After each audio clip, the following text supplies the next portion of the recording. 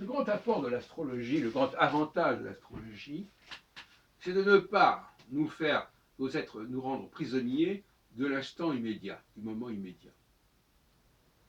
Alors on nous parle de points de non-retour, par exemple. Il n'y a rien de plus absurde au regard de l'astrologie que la formule du point de non-retour. C'est une illusion, le point de non-retour. C'est un moment où on privilégie une sensation qu'on a à un moment donné, on ne voit pas comment ça peut changer, on ne voit pas comment on peut revenir à la phase antérieure, et donc on parle de point de non-retour. Et donc les gens qui parlent comme ça, ce sont évidemment des gens qui n'ont aucune conscience cyclique, d'aucune sorte. D'autre part, je crois qu'il faut dire que l'astrologie prévoit les causes des phénomènes et non pas leurs effets, les effets de ces causes. J'entends par là que l'historien sait très bien, par exemple, qu'il y a des manifestations qui sont prévues. Par exemple, il y a des projets d'attentats, il y a des plans de toutes sortes, des tentatives de toutes sortes, mais qui n'aboutissent pas. Donc, qui ne restent pas dans la mémoire populaire, et encore que, par exemple, la révolution de 1832, elle a été conservée dans Les Misérables, alors que généralement on n'en parle pas tellement au niveau historique. C'est-à-dire que c'est pas, on parle de la révolution de 1830, mais moins de cette 1830, de ce qui s'est passé, les événements de 32, qui pourtant ont été plus importants dans l'imaginaire de Hugo, qui à l'époque avait une trentaine d'années. Donc, l'astrologie doit être en phase avec ce qui se prépare, ce qui se pense, mais pas forcément ce qui se concrétise. On peut parler d'un risque de quelque chose, on peut parler d'une virtualité, mais l'astrologie, elle reste dans le virtuel.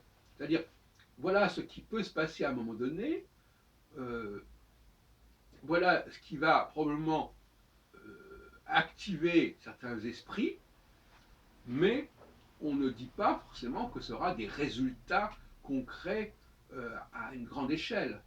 Voyez-vous.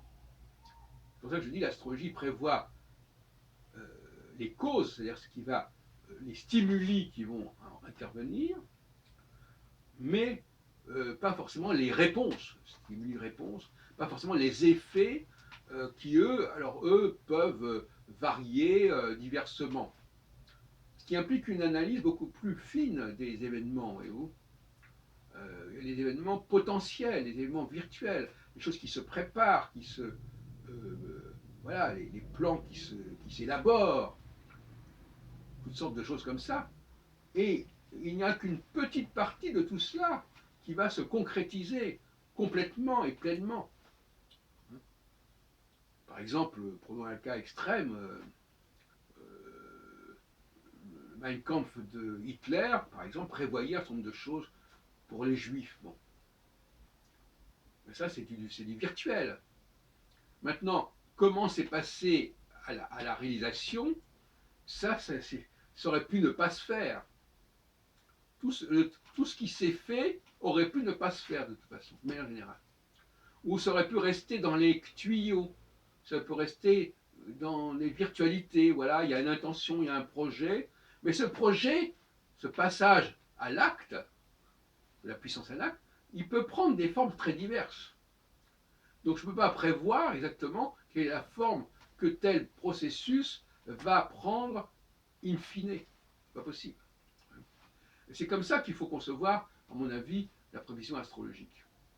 Et ça veut dire aussi que, au niveau de l'épistémologie de l'histoire, il est très important de s'intéresser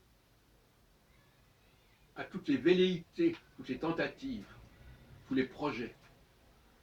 Parce que ça fait partie du champ de l'astrologie. L'astrologie ne peut pas être limitée au niveau des événements marquants, pas du tout.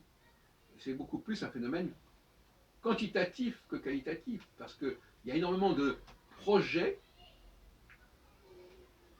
et puis il y a ceux qui se réalisent ou pas, et même encore plus, tel projet peut prendre une forme de réalisation et pas une autre, plus ou moins bénie, plus ou moins raisonnée, maîtrisée, etc.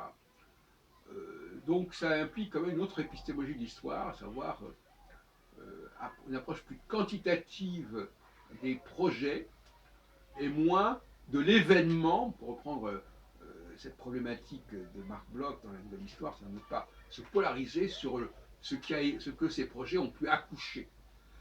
Ce qui nous intéresse, c'est les femmes enceintes, qu'elles avortent par la suite ou pas. Ce qui est important, c'est qu'il y a déjà quelque chose qui se prépare, même si ça n'aboutit pas.